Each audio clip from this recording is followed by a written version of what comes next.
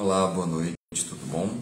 Meu nome é Edílio Cardosi, eu sou tarólogo, entre outras coisas. Hoje eu vou falar para vocês um pouquinho do tarô. Então, o tarô é um método oracular, ele existe há bastante tempo. Diz que o seu surgimento vem da Europa, mas as ideias contidas nele são bem mais antigas e ele tem um jeito muito interessante, né? Quem não conhece oráculo, a gente tem vários oráculos por aí. A gente tem os búzios muito famosos no Brasil, você tem baralho cigano, você tem I Ching, que é chinês, você tem as runas, que são nórdicas, e mais algumas outras metodologias. Uma bem comum, utilizada em vários locais, é o pêndulo. Bom, vamos falar do tarô hoje. Então, a ideia de um oráculo é ele ver, é ele mostrar as coisas. Então, o tarô ele pode mostrar coisas ao longo do tempo, no presente, no passado, no futuro. Se o futuro não aconteceu, tem muita gente que fala assim, é adivinhação. Na verdade, o tarô ele vai investigar possibilidades, né? Se você fala assim, vou fazer tal coisa, o que vai acontecer? Ele vai falar a respeito. Se você falar, vou fazer outra coisa, aí ele diz o que vai acontecer. Você fala, não vou fazer nada, não vai acontecer nada. Bom, então, o tarô ele tem vários elementos para compor. A gente tem, dentro dos arcanos menores, a gente inclusive tem essa definição, que tem os arcanos menores e os maiores. Os menores são mais cartas, e eles tratam dos 4 elementos. A gente tem ouros, que seria a matéria, pode ser ouro, pode ser dinheiro, mas pode ser ligado ao mundo material. A gente tem copas, que tem a ver com água, líquidos e emoções. A gente também tem o naipe de paus, que tem a ver com desejo, com vontade. E a gente tem o naipe de espadas, que a espada corta o ar. Então ele é o ar, ele é o pensamento, ele é a espiritualidade. Então a gente tem esses 4 naipes. E a gente aplica a isso a ideia da numerologia. Então você tem os desdobramentos, né? Você tem o Ás, que é o primeiro, aí você vai até 10. Então, na numerologia, essencialmente, você tem ali de 1 a 10. A gente também tem as figuras de corte, que são valete, cavaleiro, dama e rei. A gente fala de figuras de ascensão social, de representação, de poder e de liberdade.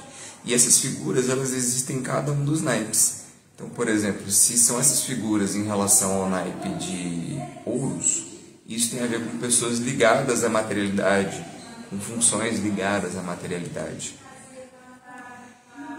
E quanto mais baixo o naipe da figura de corte, no caso na ordem, né? Valete, cavaleiro, rainha, rei. Mais baixo, mais liberdade, menos poder. Mais alto, mais poder, menos liberdade. E a gente tem esse desdobramento então para os 4 elementos. Se a gente for pegar então copas, pessoas ligadas à água, às emoções, aos líquidos, à fluidez. Se a gente pegar em relação a paus, você vai ter em relação à vontade, ao desejo. E em relação ao naipe de espadas, você vai ter ali pensamento, espiritualidade, planejamento, enfim, coisas ligadas a isso. Quando a gente entra na parte dos arcanos maiores, a gente vai falar de várias cartas que estão ligadas à jornada humana. Você tem o tolo, que é a primeira carta, é quando a gente inicia um caminho. E aí você vai seguindo o desenvolvimento, o mago, a sacerdotisa, a imperatriz, o imperador, como se a gente fosse passando por esses estágios, esses momentos, encontrando essas pessoas, às vezes sendo essas pessoas. A gente vai chegando em cartas, como por exemplo, o eremita, ficar sozinho, o carro, quando você agarra o seu destino, Claro que essas cartas têm várias interpretações. A gente tem a carta da morte, do diabo, do dia do julgamento. Tudo isso tem uma representatividade. E eu estou falando dessas cartas hoje para você poder conhecer um pouquinho disso, desmistificar esse assunto. Então, temos ali os arcanos menores e os arcanos maiores. Os elementos e a numerologia, e os arcanos maiores falando dessa jornada humana. Desse jeito, nessa ideia, o tarô ele se dispõe, são 78 cartas, a representar tudo que existe. E ao representar tudo que existe, ele pode dialogar e mostrar tudo que existe. No presente, no passado e no futuro. Claro que você tem que saber ler o tarô para entender essas coisas.